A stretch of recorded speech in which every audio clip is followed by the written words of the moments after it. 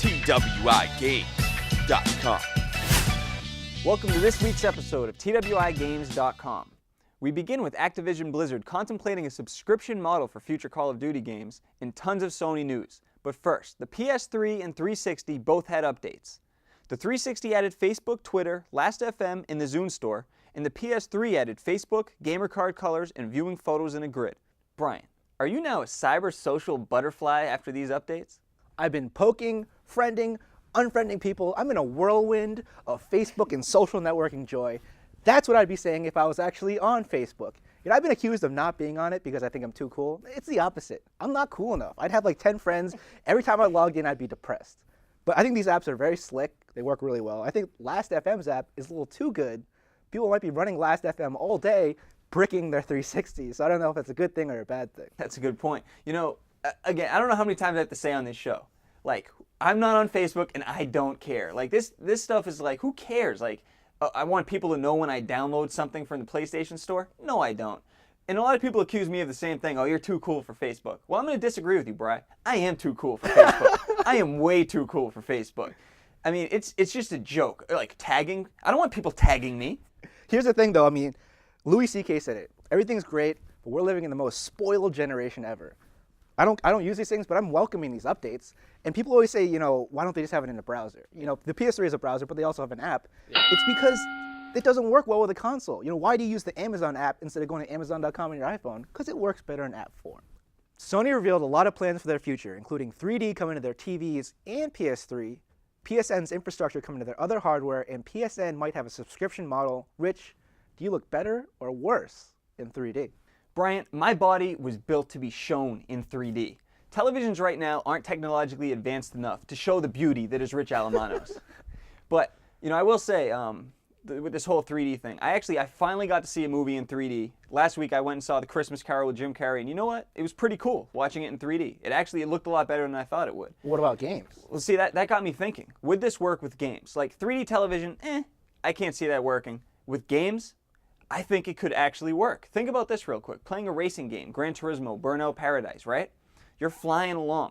Well, instead of stuff like, you know, flying by on the screen, you'll actually feel like the stuff is flying by you like in real life. So that could actually build to the whole sensation of speed, and I think that could be really cool in a racing game. I haven't really thought too much about what other games it could work for, but I think they could make this work. Here's the cool thing, though. You know, they're taking a big gamble here at risk, Yeah. which I like seeing Sony do. Yeah.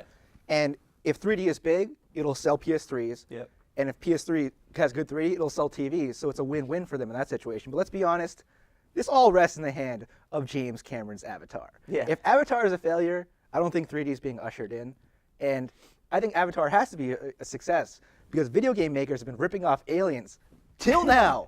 They need a new well to get to. Yeah. And Avatar is going to be that new well. Yeah. Let's see if it's successful. Let's hope so. But you mentioned the TVs. You do need a 3D television for the 3D on the PS3 to work. And you know, everybody's complaining about that. I have to buy a new TV. Well, the current televisions, they don't show 3D.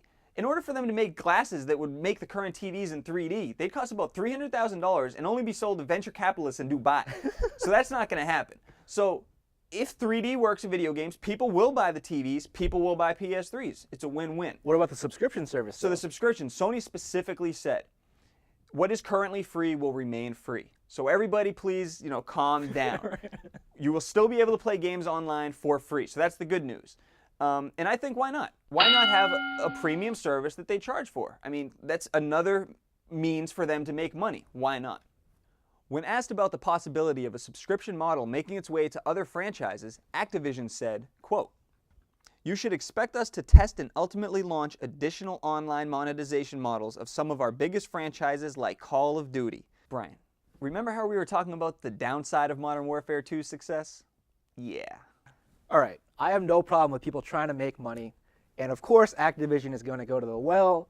That said, my first reaction was, oh, what are they doing here, Rich? I mean, look, this is Activision. This is Bobby Kotick. Clearly, this is the worst publisher ever. They take franchises we love and they ruin them. Look, this is a first-person shooter. It does not make sense to have a subscription model. They have WoW and other MMOs. That makes sense to have a subscription model. There's a ton of costs that go into maintaining the World of Warcraft. Yeah? But first-person shooters, like they don't even maintain the servers, right? They got rid of dedicated servers. We're the servers now, so there's not even a cost there. What is the cost? Are we paying for their marketing? Like this doesn't make sense. The cost is they're probably going to lose customers because there's so many FPSs out there. Why would I choose the one I have to pay for? Exactly. Look, Bad Company 2 is coming out. It looks really good. Well, guess what? If I have to pay to keep playing Modern Warfare 2, but Bad Company 2 is free, I'm going to Bad Company 2. And what's with Activision just ruining franchises? Call of Duty is a great franchise. Game of the Year awards, everything. Then they added Treyarch, who made the worst iterations. Now they're adding a third. They're adding a third development studio for Call of Duty. They are ruining Call of Duty, just like they ruined Guitar Hero. I just don't get why. Like, can't they just be satisfied with the immense sales that they have? And it's not like Modern Warfare 2, sold less than Modern Warfare. It's actually going to sell more. So they're still seeing the growth. Why do they need to grab even more money from us?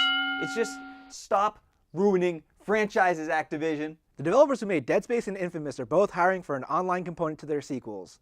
And God of War 3 might have online co-op.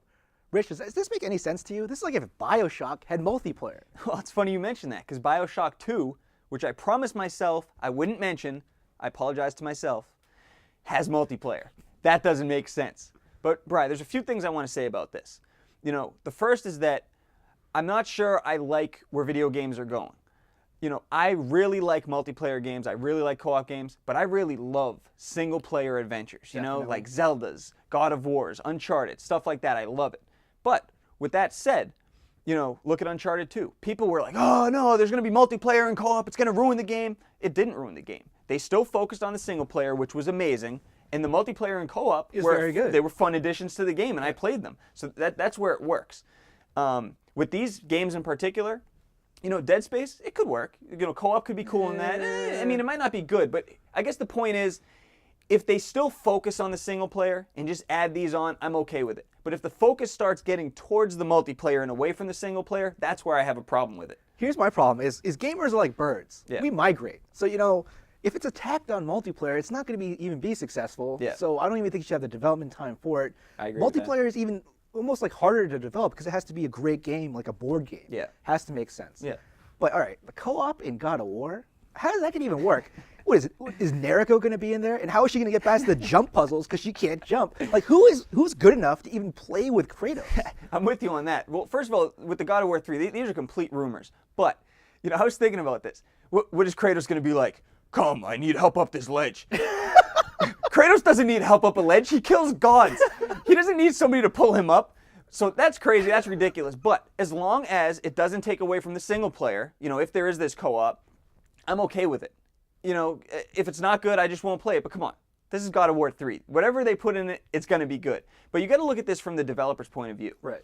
I think the reason they're adding all this multiplayer into their games isn't because of initial sales. I don't think they're as afraid of people saying, I'm not buying that because there's no multiplayer. I think they're afraid of people returning a game after they beat the single player.